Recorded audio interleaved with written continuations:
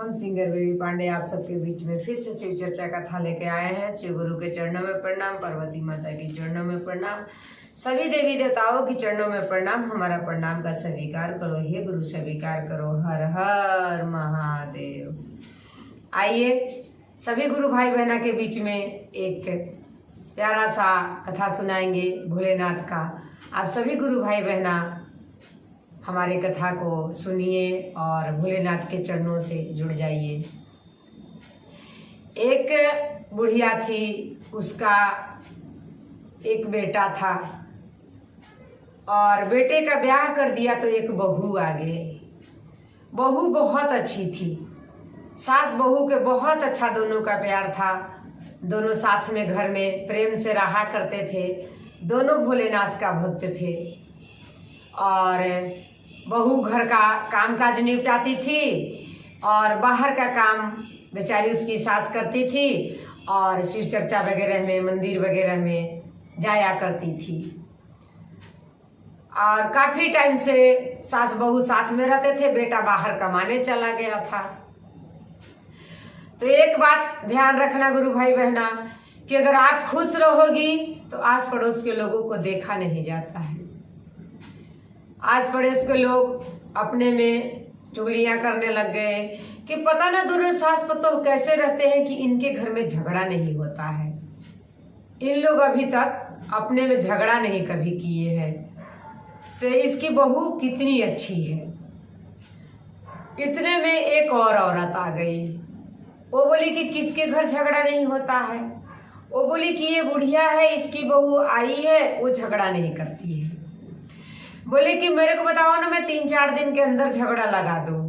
से मेरा काम ही झगड़ा लगाना है। बोले कि सच है? तो हाँ सच बता रहे हैं। 3-4 दिन के अंदर अगर इसके घर में झगड़ा नहीं सुनाई दिया तो मेरे से बताना। बोली कि ठीक है, देखते हैं कैसे करवाएगी।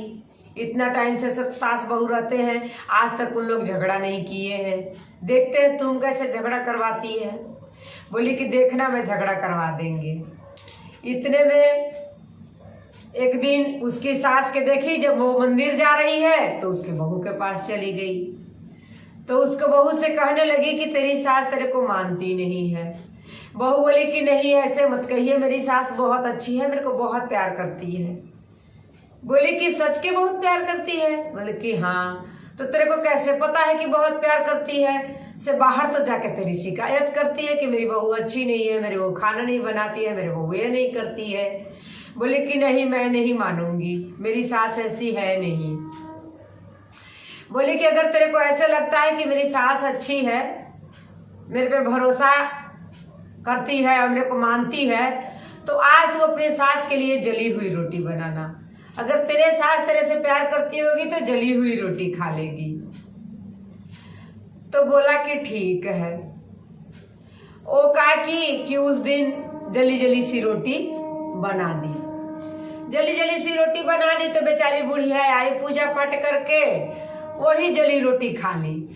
उसने मन में सोचा कि चलो कोई बात नहीं, हाथी है, बहू है, रोज करती है, अच्छा आज खराबी हो गया तो कोई सी बड़ी बात है, कोई बात नहीं, जितना मेरे को मन करेगा उतना मैं खा लेंगे। ऐसे कह के बेचारी जितना मन हुआ उतना खा के और चुप करके उठ गई।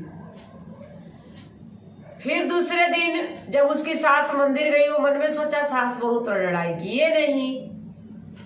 फिर दूसरे दिन उसके घर आ गई, आके बोली कि तुमने सास को जली रोटी दी थी? बोली कि हाँ दिए थे, देखो अभी जली रोटी पड़ी भी है, पर वो हमारी सास माँ तो मेरे से बहुत प्यार करती है, वो तो जली हुई रोटी खा ली। बोलती है नहीं, वो जला रोटी था इसलिए खा ली। आज ना सब्जी में नमक ज्यादा करके बुढ़िया को देना, फिर देखना वो खाती है कि नहीं खाती है। फिर वो काकी की सब्जी में नमक ज्यादा डाल दी। जब सब्जी में नमक ज्यादा डाल दी तब बुढ़िया आई तो फिर उसको खाना दिए तो बहुत सब्जी कड़वा लगा। फिर बेचारी सोची कि चल कोई बात नहीं, हाथ ही है, डल गया होगा तो कोई बात नहीं, जितना हमको अच्छा लगेगा उतना खा लेंगे। वो थोड़ा ही खाना खा ली और खा के और बेचारी चली गई। फिर चली गई, फिर उसके घर कोई लड़ाई नहीं हुआ। फिर वो तीसरे दिन आई, बोलती है कि तुम्हारे साथ तुमने नीमक डाल के सब्जी दी थी। बोली कि हाँ मैंने तो नीमक डाल के ही सब्जी दिए थे। बोली कि तेरे सास खा ले थी। बोली हाँ खा ले थी। फिर बोले कि आज ना उसको एक गुनगुना पानी देना जिससे वो पानी पी ले, और एक बहुत गर्म पानी देके उसके मुंह पे डाल देना, फिर देखना कि वो तुमसे लड़ती है कि नहीं। बोली कि ठीक है। उसने एक गिलास गुनगुने पानी लाई और एक गिलास में पूरा गर्म पानी लाई। जब वो गुनगुने पानी पी ली तो बोली कि मम्मी जी आइए इस पानी से आप मुंह धो लीजिए। और क्या करे कि बुढ़िया के मुंह पर अपने गिलास से पानी डाल दी। वो बेचारी के पूरे मुंह में छाला पड़ गया।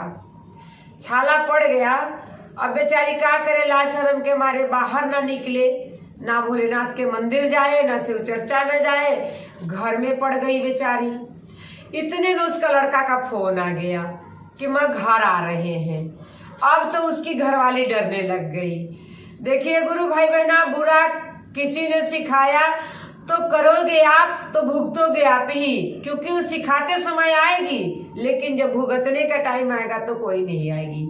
अब तो वो डरने लगी कि बुढ़िया का बेटा आ रहा है और वो अपनी माँ को ऐसे हालत में देख के तो मुझे जीने ही नहीं देगा, और वो सबसे पहले मिलेगा भी अपने माँ से। आया, बुढ़िया के वो अंधेरा घर में जाकर सुला दी। आया शाम के टाइम, उससे बताई नहीं कि तुम्हारा बेटा आ रहा है। शाम के टाइम आया तो लड़का माँ को खोजने लग गया। तो पतो उसके बोली कि अब मम्मी जी की तबीयत हल्का खराब है, मैं दवाई दे के सुला दिया है, उनको नींद लग गया होगा, क्या तंग करना है, सुबह मिल लेना। वो भी बेचारा सोचा कि चलो तबीयत खराब है तो क्या माँ को तंग करना है, सुबह मिल लेंगे, जब आराम कर रही है तो आराम करने दो। तो इतने में उनको अपना खाए पिए सो गए। फिर सुबह हुआ, बोले कि अभी तक मम्मी उठी नहीं। बोले कि नहीं, उनका थोड़ा तबीयत खराब था इसीलिए आज उठी नहीं, से उठ जाएंगी, आप जाइए ना बाहर से मर मैदान करके आइए। पहले गुरु भाई बहना गांव में बाहर आदमी बंदे औरत सभी लोग जाते थे। उसने बेचारा बाहर चला गया और वो इतने में जाके अपनी सास को धमकी दे दी कि अगर बेटा से आपने कोई शिकायत लगाया कि मेरे साथ बहू ऐसे की है तो बेटा कितने दिन रहेंगे, बेटा तो थोड़े दिन के बाद चले जाएंगे, रहना तो हमारे साथ ही है, मैं आपको मार देंगे जान से। बुढ़िया बेचारी डर गई कि बात तो सही है, बेटा तो मेरा थोड़ा दिन के बाद चला जाएगा, फिर ये सच ना मुझे मार दे, अभी तो जाली है, जरल रोटी खिलाई है, नमक दी है, अब कहीं जान से ही ना मार दे। बुढ़िया डर गई, बोली मैं कुछ नहीं कहेंगे अपने बेटा से। आया उसके बेटा तो मम्मी बोला कि मम्मी से, अभी तक मम्मी नहीं बाहर आई। बोले कि नहीं, चलिए अंदर मिल लीजिए। जब अंदर गया तो वो अपनी मम्मी के हालत देख के कहने लगा कि मम्मी आपके मुंह में ये क्या हुआ गया है। वो बोला बेटा कुछ नहीं, बस ऐसे ही फोड़ा सा निकल गया था गर्मी से, थोड़ा दिन में ठीक हो जाएगा। तो उसके दूसरे दिन उसके गांव में एक मंदिर था भोलेनाथ का, और उस मंदिर में पूजा था और पूजा में मेला लगा था और वही गंगा का घाट था। तो उसकी बहू कही कि हम चलेंगे, पूजा भी करेंगे और अपना वही भोलेनाथ का घाट पर नहाएंगे भी और भोलेनाथ का जल भी चढ़ाएंगे और मेला करेंगे। ऐसे बोली अपने पति से। तो पति से अपने बोली तो उसके पति बोला कि माँ भी चलेगी। तो उसके माँ बोले कि नहीं बेटा हम कहाँ जाएंगे, बहू के लेके चला जाओ, मेरा मुंह में छाला पड़ा है, मैं ऐसे मुंह लेके कहाँ जाएंगे, आप दोनों चले जाओ। तो जब ऐसे बोले तो उसकी बहू बोली कि ठीक है हम दोनों चलिए। तो उसका बेटा गया अपने माँ को गोड़ लगने कि भाई हम धाम पे जा रहे हैं तो कम से कम माँ का आशीर्वाद तो ले ले। तो जब उसने अपने माँ को गोड़ लगा तो उसकी माँ बोले कि बेटा जाओ, जिंदगी में हमेशा खुश रहना, भगवान तेरे सारे मनोकामना भोलेनाथ पूरा करे। और जब बहू गोड़ लगी तो वो कहने लग गई कि जाओ, जैसा कर्म की है भोलेनाथ फल भी तुम्हें वैसा ही देंगे, तुम्हारे करने का फल जरूर मिलेगा। अब ये बात भर रास्ता उस लड़का को खटकता रहा कि मम्मी हमको ऐसे आशीर्वाद दी और मेरी घरवाली को ऐसे क्यों दी, कारण क्या है, बात तो कुछ न कुछ जरूर घर में है। ऐसे उसका मन में खटकता रहा। लेकिन बेचारा जब वो निकल गया था मंदिर के लिए तो कुछ कह भी नहीं रहा था। लेके गया घरवाली के, जब लेके गया तो वहीं भोलेनाथ के घाट पे जैसे ही डुबकी मार के नहाया, उसी गंगा में लड़का नहा के अच्छा से निकला और उसी गंगा में बहू जैसे डुबकी लगाई उसके पूरे मुंह में गर्म पानी का छाले पड़ गया। हमारे भोलेनाथ ने अपने भक्त को बदला खुद लेते हैं, आपको लेने की कोई जरूरत नहीं है। आप केवल उनको चरणों में निस्वार्थ भाव से भक्ति करते रहिए। भोलेनाथ अपने भक्तों को जो बुरा करता है उसका सजा खुद दे देते हैं। अब तो वो अपने चेहरा देख के पूरा लाल ताल होने लग गई कि मैं मेला नहीं देखेंगे, मैं पूजा नहीं करेंगे, हम कुछ नहीं करेंगे, घर चलिए घर चलिए। घर आ गया तो उसका मन में एक बात खटक ही रहा था कि आखिरकार मेरी मम्मी ऐसा इनको दुआ क्यों दिया था, और फिर उसी गंगा में हम नहाए तो हमको कुछ नहीं हुआ और इसको उसी गंगा में क्यों ऐसे मुंह में फोड़ा पड़ गया। जब आ गई घर तो अपनी मम्मी से पूछी कि मम्मी कुछ न कुछ तो बात जरूर है, आप बताइए। बोला कि देख बेटा, इसने हमारे साथ बहुत अच्छा रहती थी, पर ना जाने किसके कहने पे कि अपने मर्जी से, ये हम नहीं जानते हैं, इसने मेरे साथ बहुत दुर्भाव करने लग गई। किसी दिन जली रोटी दे देती थी, किसी दिन नमक ज्यादा डाल के सब्जी देती थी, एक दिन तो इसने हद ही कर दिया, मेरे मुंह पे गर्म पानी डाल दिया, इसीलिए सारे मुंह मेरा छाला पड़ा है। तो फिर इसको मुंह में कैसे गंगा जी में नहाने से ऐसे हो गया। बोला कि इसको भोलेनाथ ने ऐसे कर दिए। बोले कि मम्मी अब ये कैसे ठीक होगा। बोले कि बस अब वही भोलेनाथ ही कुछ कर सकते हैं, हम क्या करेंगे। वही बुढ़िया बेचारी, फिर भी देखो माता का दिल माँ का ही दिल होता है, चाहे बच्चे जितने गलती कर लेते हैं लेकिन माँ माफ कर ही देती है।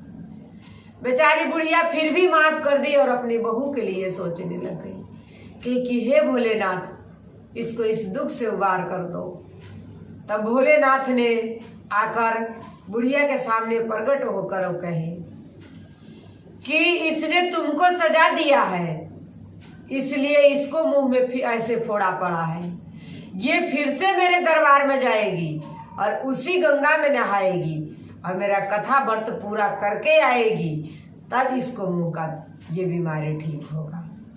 फिर थोड़ा टाइम तक ऐसे रही, फिर वही शिव घाट पे गई और गंगा में नहाई और उसको मुंह का फोड़ा ठीक हो गया और वही भोलेनाथ का दरबार में कथा कही और व्रत रख के उनको अपना सेवा पूरा की और भोलेनाथ के चरणों में माफ़ी मांगी। और उस दिन से सभी खुशी खुशी पहले के जैसे भोलेनाथ के चरणों में रहने लग गए और भोलेनाथ की कृपा से सब कुछ ठीक हो गया। सभी गुरु भाई बहना के चलते चलते नमस्कार प्रणाम। हर हर महादेव।